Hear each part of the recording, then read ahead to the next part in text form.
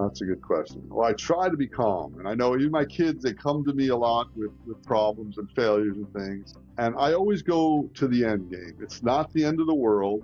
And I try to slow down my speech, slow down my breathing, and calmly assess the situation. If you look at, they say in the survival book for the military or any survival book, you know what the number one tool in survival is? It's not a knife, it's not a flare, it's not even a streamer. Streamer's a good one. Exactly. It's your brain. So what does that mean? That means you got to not have it cloudy with panic. You have to calmly. So I think the calmest I am is under pressure. I think that's how, and I try to convey that to my kids. It's like, okay, that didn't work out, but it's not the end of the world, and maybe this will work, or you can try this. I'm always looking at options. Like if this doesn't work, then do this, but there's always an alternative option to try. And you still may fail. You may still fail, but you calmly step back, take a breath, take a little time, assess the situation with your brain, and then make a move. And if that move fails, then you keep, it's just rinse and repeat. You keep doing that in all of life. And the brain is so powerful. All of our brains are incredibly powerful. We don't even use them enough. Welcome back to Time-Tested Mastery, Life Lessons Sell, the show about trust-based selling, leadership, discipline, and the real-world lessons that hold up under pressure. Today's episode is in a lane I call Mastery Under Pressure, because when life gets loud, deadlines tighten, or the stakes get real, skill alone isn't enough. You need calm, you need clarity, you need character. My guest today is Dr. Rob Yanover, a Ph.D. geochemist and volcanologist, inventor, and lifelong ocean guy who uses the sea as his laboratory. He's developed survival technologies, holds multiple patents, and he's lived the long game of taking an idea from concept to real-world use, where results matter. But what makes this conversation worth your time isn't just science or invention. It's the deeper question, how do you think clearly and keep moving when the pressure is high and the outcome matters? Dr. Yonover, welcome to the show. Thank you, Mark. It's a pleasure to be here. I appreciate that. So I'm so glad that you're here today. Tell the audience a little bit about your background. You told me in the beginning that you're always selling. So talk about some of your sales experience and a little bit of your background. Okay, well, I'm a PhD scientist that became an inventor, and I invent survival gear for the military. But way back when, I grew up in Miami, and I have an older brother, younger sister, and my father was a salesman. He sold at the merchandise mart in Chicago, where I was born. So selling was always part of our blood. We used to we had a pet alligator. We used to take it around the neighborhood and get a nickel to show people. And so we were on the road. And then just always selling, pitching, and creating things to sell or pitch. As a real little kid, I don't know if you remember blow pops, but we used to buy them and I used to get them, a case of them, and resell them at school. But selling was everything. And then even in high school, I sold shoes with a good buddy of mine, and we actually had a competition in college. We came home one year and we sold $25,000 worth of shoes in 2 weeks. And this was at Kinney Shoe Store. You probably don't remember that, or Tom McCann. These old time. So it wasn't like we were at a high-end Gucci shoe store. So anyway, but that guy became a multimillionaire, and he's like the mayor of the richest town in Miami now. So I think all those principles of selling were embedded in me early on. And also in parallel is promoting, PR. My brother went into PR and advertising, and he taught me the rule that editors and writers are sitting there on their butts waiting, trying to figure out what to write about. It's my goal and my option to go tell them what to write about. And that's how I built my invention business, by reaching out and working the media. And I used to stay up till 11 at night at 11:01 in Hawaii when the fax machine, some of your younger listeners that may not remember what a fax machine is, but at 11:01 in Hawaii, it was cheaper to send faxes. So I would send out 100 press releases at 11:01, the same press release over and over. There was something called a Bacon publicity checker, and it had all the media references in there. So I sent it to every magazine in the world, every newspaper, and then I finally got the Miami Herald to write about it. And I'm talking about the SeeRescueStreamer, my big invention that's used worldwide. It's on SpaceX Save Lives. And they wrote about it. So I took that article and wrote and sent that out 100 times. And I kept doing it. And my media book used to be a page or two. Now it's so Okay. fat I can't even carry it. I got in Outside Magazine, even Playboy, everywhere. I would take, no press is bad press. And, that's where I'm at with sales and PR. They kind of intersect, I think. Yeah.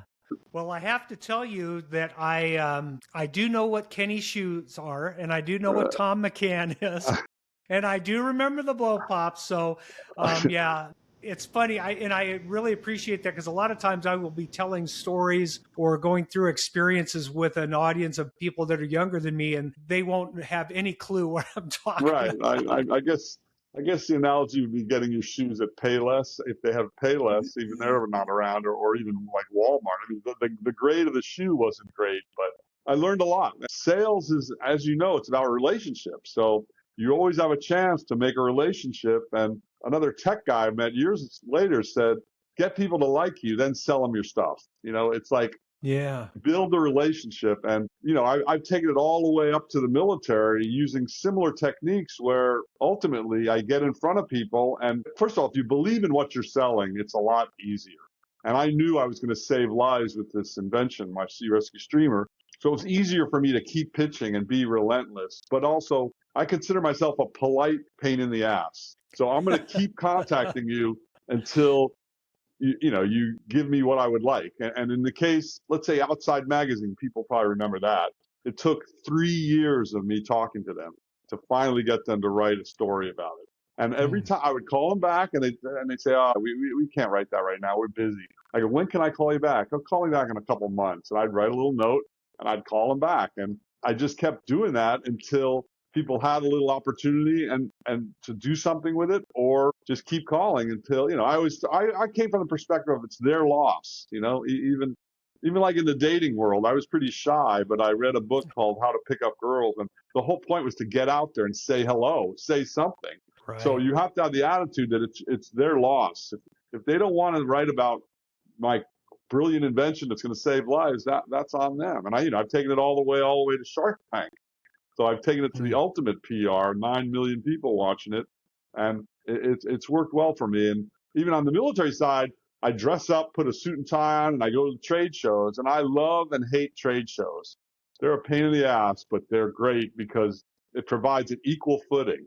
So even me as a young guy walking around at a military trade show, Lockheed and Boeing and all these big guys are there. But guess what? I got a suit and tie on. I've got a badge on. They don't know who I am. And I used to joke that I'd chase guys into the urinal to get a chance, whatever, the elevator pitch, the urinal pitch, whatever few seconds you have to make a little pitch to get them to want a few seconds more, to get more. You want more information, or get a business card and let me send you something, and just be polite and just, again, show who you are. I mean, I think I'm a good guy. And if you show my background, I'm an interesting person and I like to learn about other people. That's really the foundation of it. And Well, on this, go on. Sorry. Yeah, oh, I was going to say you've given a whole lot of things there that have got me sort of in a lane where I want to ask you some questions. So Great. talked about being a persistent pain in the butt, right? Yeah, that's me. So that persistence is so valuable for salespeople to hear. You said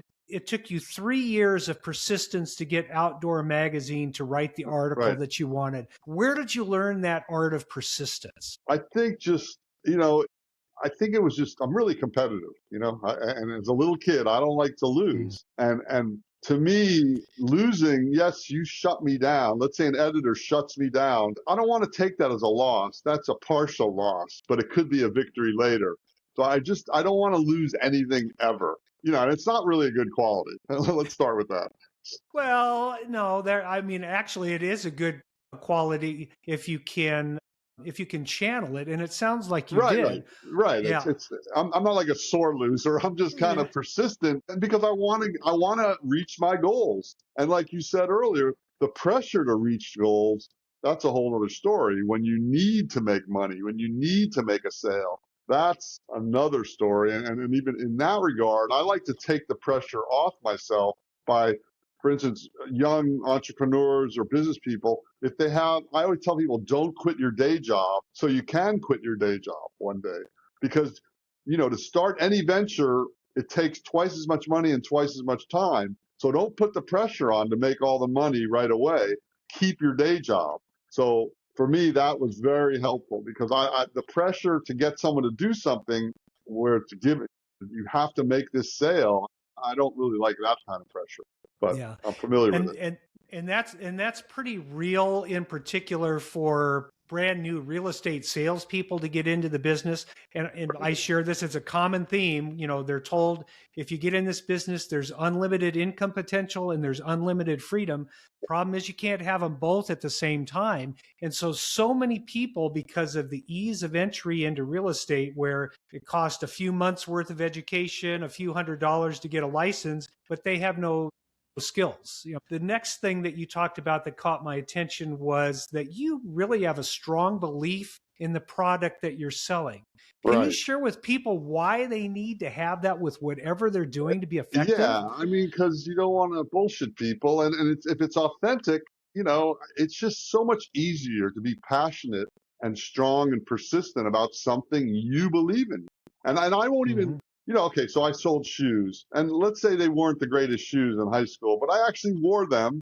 They let us wear any shoes we wanted, and they were comfortable. They were cheap and comfortable. Okay, I feel good about this. I'm not I can't sell something I don't believe in. And in the case of life saving, which is my most famous invention, that it's so easy for me to say, look, you guys need this. You're going to save lives, and someday someone's going to thank you. And that happened to Right. me several times with this streamer. Guys came up to me and goes, hey man, you saved my life. This thing worked and it saved me. I was lost at sea or I was lost in the mountains. They didn't see me and now they could. And so that's the most Mm. rewarding part. But I don't know how, I guess in real estate, you have to pick property that you believe in, or you pick an aspect of it that's strong, that matches the customer, right? So if this house wouldn't be good for you, but maybe it's good for this new customer you have. So it's about matching the sale to the customer. Yeah.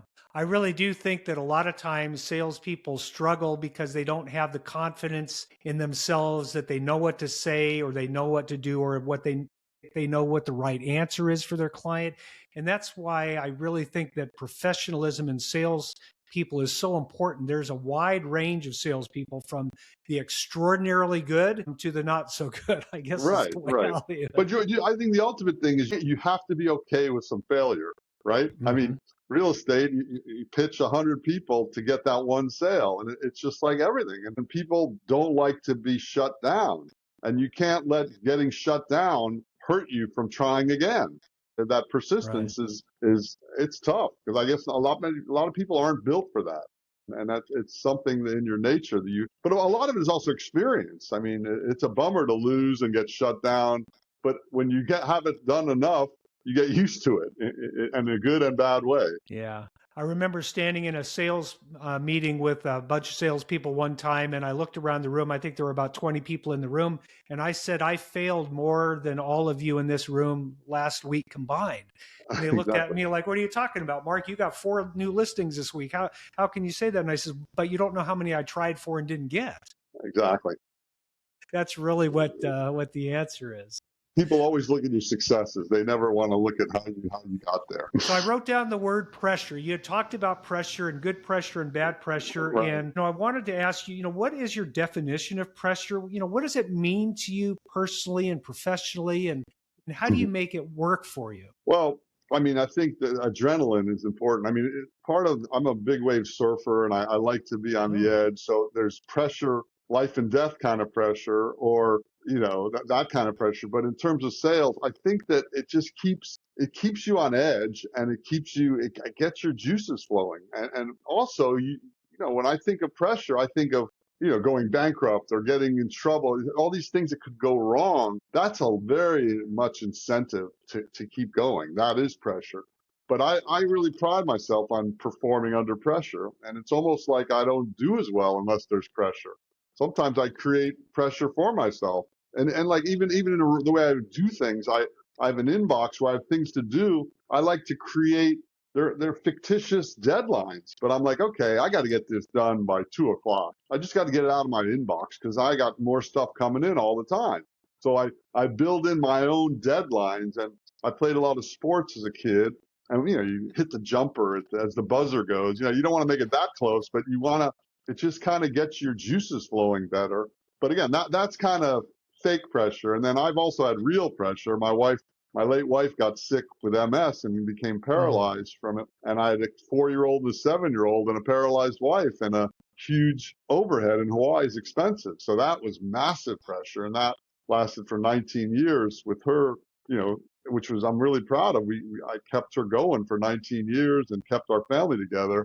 That's the big time pressure. So then it puts things in perspective. Also, you meet other people, you see what they're going through, and it puts your pressure into perspective. I mean, we have wars going on. People are getting bombed right now.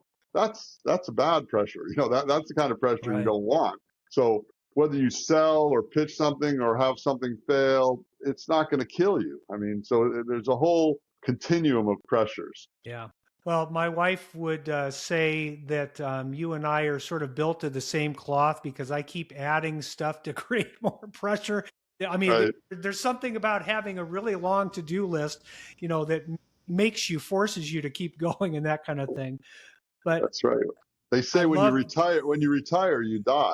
So yeah, I don't plan to do that. So, and I think there's something unique in talking with you from a lot of the people I've talked with recently. Is it sounds like sales wasn't something that you necessarily had to learn. It sounds like it was something that came really natural for you because of the way you grew up and everything. Yeah, it was really. We had a crazy upbringing. My father was a sales guy, and he's kind of a frustrated inventor, and my mom was kind of artistic. So we were very creative, and we were encouraged to be creative, but we were also encouraged to make a living. And my father was one of the early mail order guys that started a business in our home when we were little kids, and he ran it till he was 90 something. He passed away at 95, but so it's been in our blood, the whole business. And it is definitely something that when you're brought up with it, you learn it. Even as little kids, we worked for him, and he'd pay us, meager wages, slave labor kind of thing. But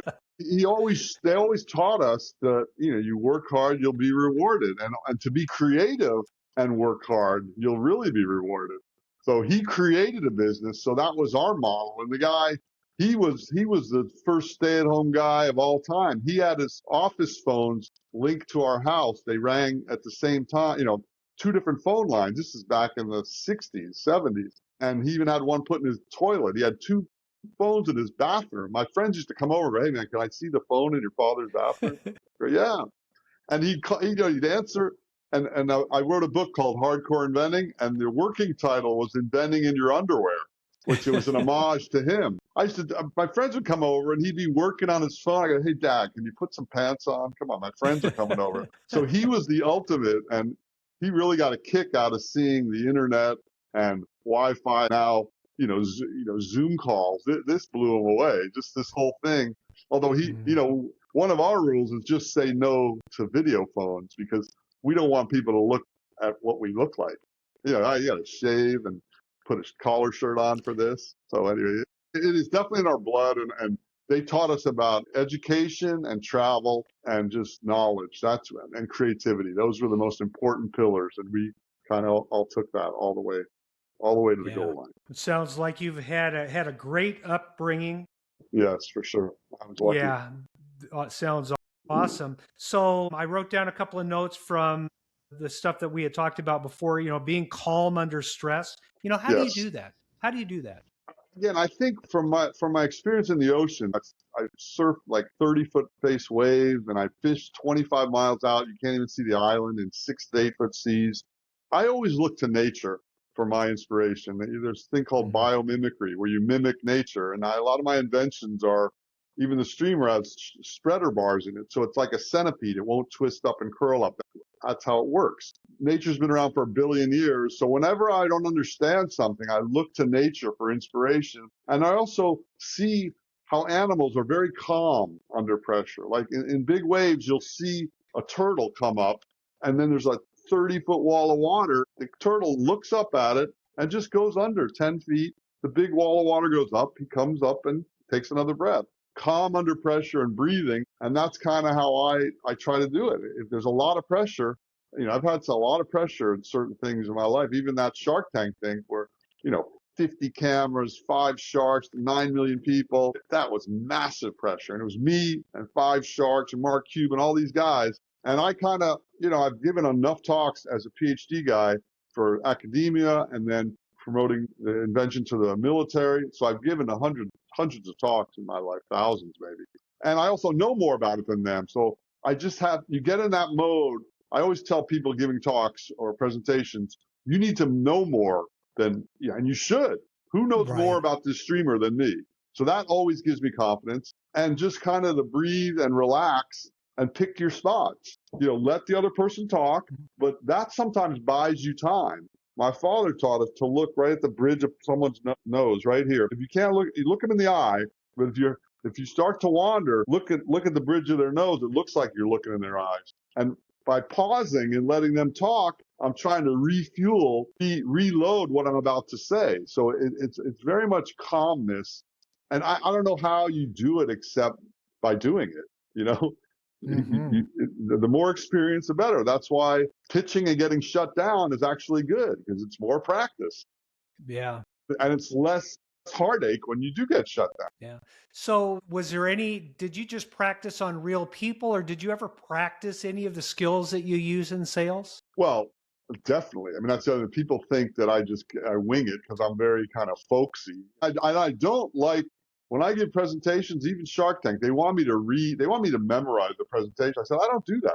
And then they did it, and the producers, I had to give a practice pitch beforehand. They go, that was kind of stiff. I go, yeah, because you guys made me memorize it. They said, don't memorize it then. Because in the question and answer, I was very loose. So I think that's really what helps me. I practice a lot in my head and on my own. That's my other thing is I outwork everyone. It doesn't look like it, but I out practice and I outwork and I out train everyone. And it's not a competition against everyone. It's internal. I want to be at my optimal performance, whether it's mentally, physically, socially. So I do practice and I'm very much into bullet points. The hardest thing for me to do is to give a talk at like a wedding or something. And give me the mic. I don't really like social speaking. And I've been forced to the last couple of years. My good buddy and my daughter and son asked me to proxy their wedding, which is really hard for me because I'm used to having slides. Even when I talk to you, I can always refer to these pictures behind me. So I really have a slide presentation. And even at Shark Tank, I had things to show them. Right. But if you put me alone, you know what I did? I made up slides in my mind. So whenever I got stuck, I go, oh, here's the introductory slide. Well, I'm welcoming everyone. It's beautiful in Hawaii. So I had that first slide. Second slide, talk about their family.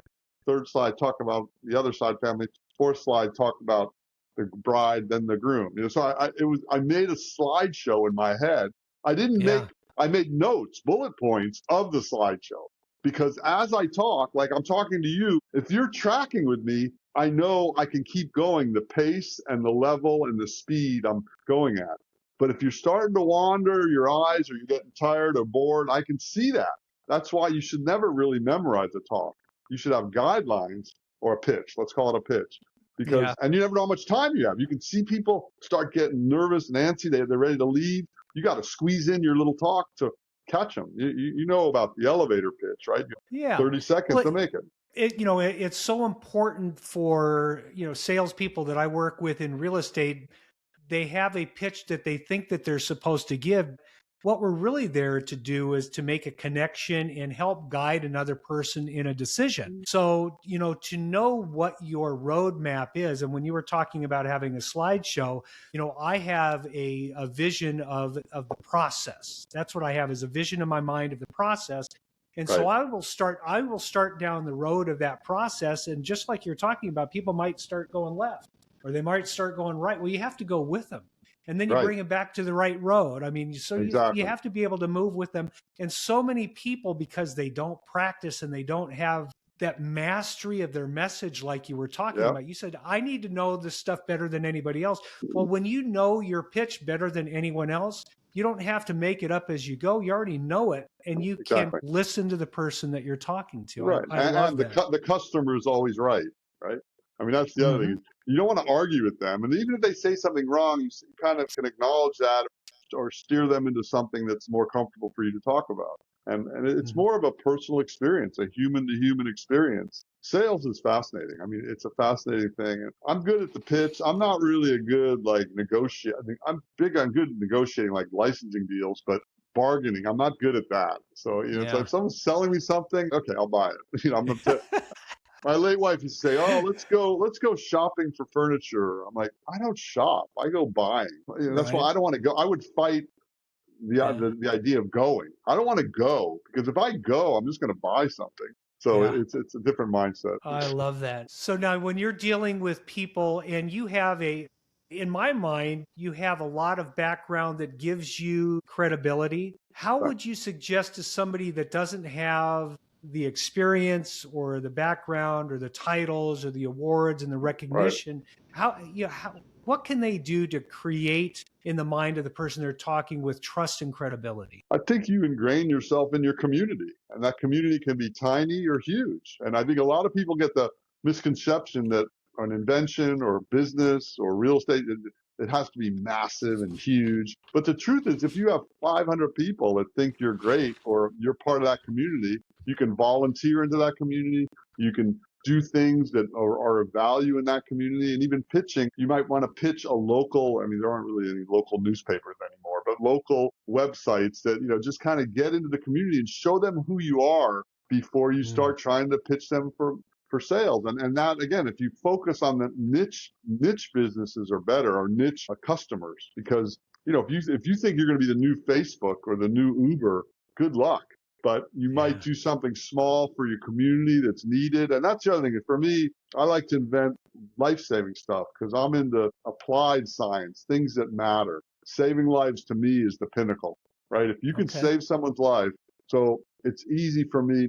And maybe in real estate, it's the same thing. You're gonna provide these people with their dream home, and we all know how soothing and rewarding it is to get to the home that you love and you feel comfortable with, and you've raised your family, and that you can share that. So you just have to share parts of your personality, even if your experience is limited. If it's authentic, it's valuable.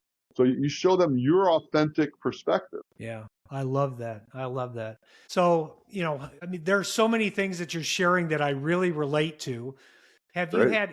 Have you had any difficulty with personal discipline? Because it doesn't sound like it. What do you mean personal discipline? Oh, like just being like eating bonbons and staying on the couch and watching TV all day instead of working? Well, No.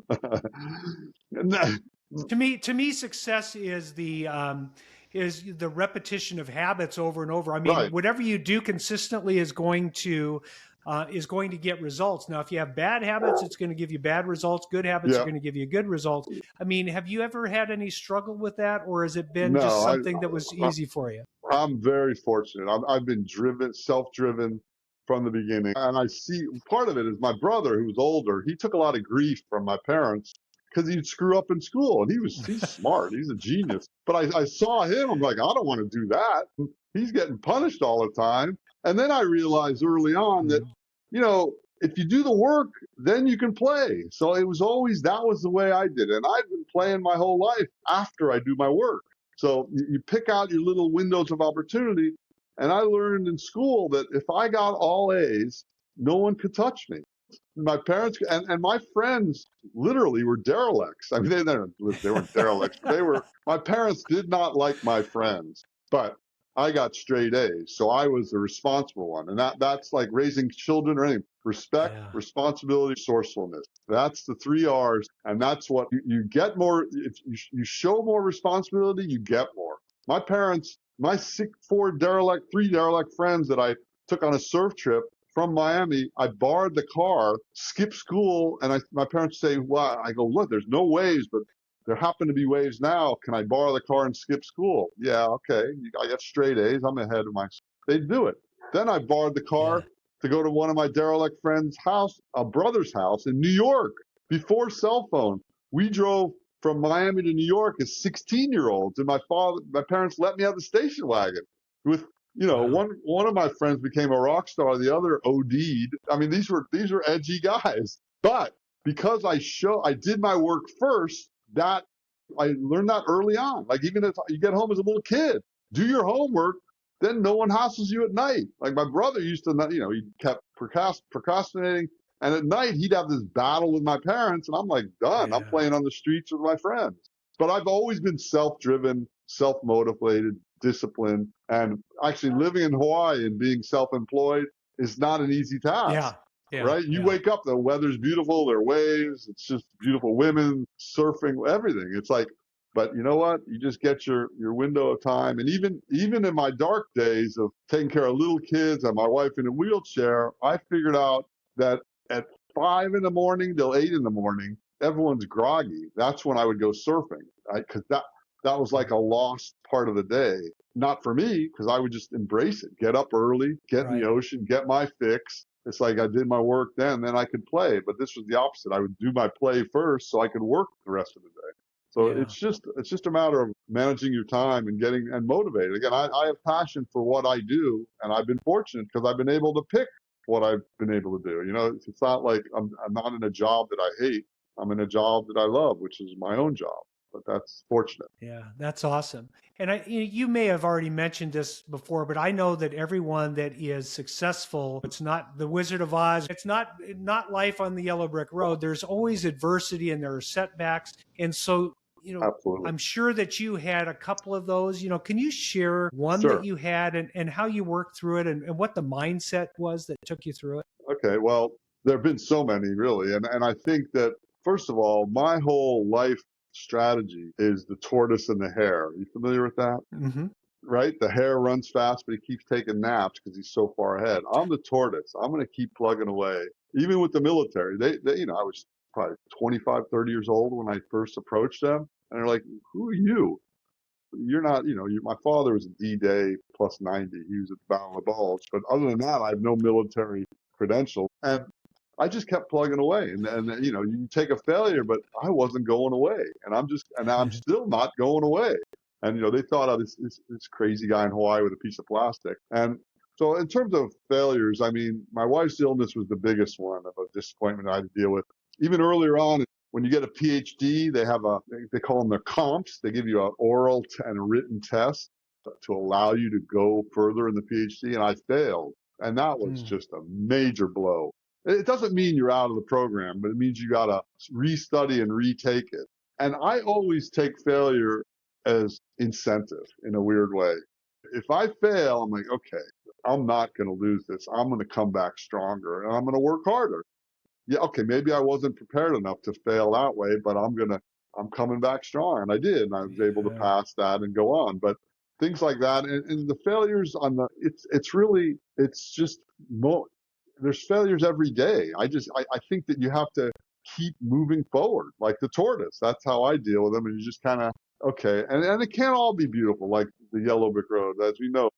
Lead to some witches too or something. I forget the story. I was so freaked out by the flying monkeys that, back when I was tiny, when we saw it on TV. First time. Yeah. So I think there's so many little failures, but I try to avoid failures. And part of it is being prepared, I mean, the whole Boy Scout, my brother was a Boy Scout. I wasn't, but I grew up around the ocean and knowing that if you're not prepared, that's not a good thing. You have to be prepared. And it's all about contingencies. So even when I fish or surf and I'm deep in nature on my own, I'm always thinking about, okay, if this goes wrong, if I lose my board, if my boat motors die, what do I do then? And this is how I kind of invent things. I mean, I invented the streamer because we were in a plane I thought was going to crash, a small little Cessna. And I'm like, if we go down, they're not going to see us. And I looked into it. I'm like, yeah, these people get lost at sea. They always say the same thing. You flew over me 5 times. You didn't see me.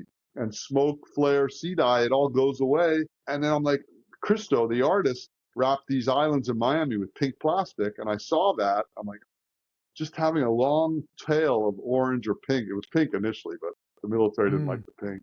So an orange tail would be great. So it's just I think about failure all the time, but I think about it to armor myself against it. But when it does happen, I just can't try to pivot away from it or pivot toward a solution. And Yeah, if anything, I'm too analytical. I mean, my whole Yeah. brain is just always analyzing everything. So Yeah, it's no, hard. I love that. So, looking at, planning and looking at potential issues and then trying to find the solution in advance is great. Right. So, lots of good things here. I want to finish up with one last question for Sure. you is in sales and in life, when we're in pressure, we have a relationship with all the people that are around us. How do you communicate under pressure? That's a good question. Well, I try to be calm. And I know even my kids, they come to me a lot with problems and failures and things. And I always go to the end game. It's not the end of the world. And I try to slow down my speech, slow down my breathing, and Hmm. calmly assess the situation. If you look at, they say in the survival book for the military or any survival book, you know what the number one tool in survival is? It's not a knife. It's not a flare. It's not even a streamer. Streamer's a good one. Exactly. It's your Good brain. So mind. what does that mean? That means you got to not have it cloudy with panic. You have to calmly. So I try to get, I think the calmest I am is under pressure. I think that's how, and I try to convey that to my kids. It's like, okay, that didn't work out, but it's not the end of the world. And maybe this will work, or you could try this. I'm always looking at options. Like if this doesn't work, then do this. But there's always an alternative option to try. And you still may fail. You may still fail, but you calmly step back, take a breath, take a little time, assess the situation with your brain, and then make a move. And if that move fails, then you keep it's just rinse and repeat. You keep doing that in all of life. And the brain is so powerful. All of our brains are incredibly powerful. We don't even use them enough. Yeah. I would say to keep relying on your brain and keep analyzing the situation and be calm, like the turtle does when the 30-foot wave's about to kill him. If the turtle stayed on the surface and panicked, he would die. And it's just like in car wrecks. You read about car accidents. The people that are drunk in car wrecks don't even get hurt because they're so calm, they're out of it. So you don't tense up. And even I got in a bad car wreck in Texas when I worked for Exxon. I was a geologist early on. I got hit and I could feel the car is flipping over. So again, from my experience, I'm like, oh, this feels, I knew what happened immediately, but I relaxed like in surfing. If you wipe out on a wave, you don't tense up, you relax and you go with it. So the car rolled over and I ended up upside down in a drainage ditch and my hair was wet. I'm like, Mm. okay, feel good. I'm alive. Get out of the car. What if it blows up? So everything is calm and assessing the situation, and it's calm under storm, but you have to practice that, I guess. And life gives us enough things of failure to practice that Yeah. for all of us. Well, I appreciate what you've shared. I think there's a lot of great nuggets in there for life as well as salespeople. Thanks, Mark. Share where people can reach you and learn a little bit more about what you've done. I want you to leave young people out there that want to be successful. What direction should they point in Okay, moving forward? thank you. Well, you can just Google me, Rob Yonover, on the internet. I have Amazon, SeeRescueStreamer, or SeeRescueStreamer website, and I have a bunch of books, Hardcore Inventing, Caregiver's Survival Guide, Hardcore Health, and then Brainstorm Islands, the children's book I co-wrote with an award-winning co-author. Again, I'm easy to find on Google, and yeah, ask me questions, and I do a lot of outreach to kids, so it's an appropriate question, and some of my friends' kids, they call me Uncle Punishment. I mean, I don't really like kids, but they like me because I'm hard with them. I tell them straight away. I don't baby talk. Even as my kids were tiny, and I got grandkids now, I don't baby talk to them. They ask me a question, I'll tell them the answer. The number one thing kids should do, absolutely, is turn that phone off. The phone is killing people. And I went on Mhm. record 10 years ago when the first Apple phone came out and everyone said how great it was. I'm like, no, this is the downfall of Western civilization. Now, 10 years later, I was right and I'm still right. Phones are horrible. And here's my phone. I have Ph.D, like 20 patents. Here's my phone. Okay. It's like a There Blackberry. you go. It has buttons. It only has internet like to look up stuff. No apps. I have an Yeah. iPad with apps and I do that. I believe that you should only be on the internet when you're at your home or office. When you're out in nature, you should not be connected. You should be Yeah. engaged with nature or other people. And for young people starting out, you guys have lost so much of the interpersonal skills that are required, especially in sales. So And I really get a kick out of a kid that comes up to me and talks to me and can look me in the eye and have a conversation without checking their phone. And, and even my strategy with my grandkids, my new self-anointed nickname is No Electricity Grandpa. When I pick up those kids, we don't go anywhere where there's electricity. I take them in my car to a park, to the water, to a restaurant, anywhere, but not to a screen, not to a TV, not to a phone. And it's hard because kids, and it's, it's addictive. They make it addictive. I wish you luck putting the phone down, but please do. You will be more successful and you will be happier. That's my one. And just kind of follow what you're good at. If you're good at something, and also don't quit your day job. You need to make money. I always say, get a job. Don't quit that job, but 128 hours in a week, 40 to sleep, 40 to work, that still leaves 48 hours of free time. If you put the phone down and turn off the TV, you have a whole full week of hours to do your part-time gig, whether it's real estate or your invention or writing, do anything creative. And even if it doesn't go anywhere, it's very rewarding to pursue something that you've created. Even if it's a total failure, it's a great process and lesson for all of life. Yeah. Fill that extra 48 hours with this heart right here. I love that. Exactly. All right. Well, I'm so grateful to have you as a guest today on the show. I really enjoyed our conversation, and I look forward to the next time. Thanks a lot, Mark. I appreciate it. Dr. Yanover, that was solid. Thank you. If you're listening and you're under pressure in your business right now, here's the takeaway. Pressure doesn't create character, it reveals it. And mastery is built in the moments where you'd rather quit, avoid, or spin. But you choose clarity, discipline, and the next right step instead. If this episode hit you, share it with somebody who's carrying a heavy load and still trying to lead well. And if you want more from time-tested mastery, Life Lessons Sell, make sure you're subscribed, leave a review, and I'll see you in the next episode.